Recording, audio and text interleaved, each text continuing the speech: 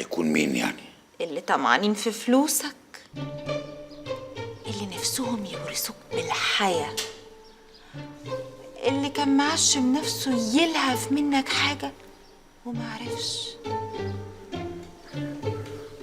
ما انا اللي هيخلي عقلي يشت ان مين ده اللي يستجري انه يخطفني او يهوب ناحيتي الا اذا كان قلبه ميت. الحكاية مش صعبة قوي ان انت تخطف حد في الزمن ده، تدفع تعمل كل اللي انت عايزه. ما انا عشان كده فكرت في ايجاد الزفت ده الوحيد اللي مستعد يدفع عمره علشان يأذيني.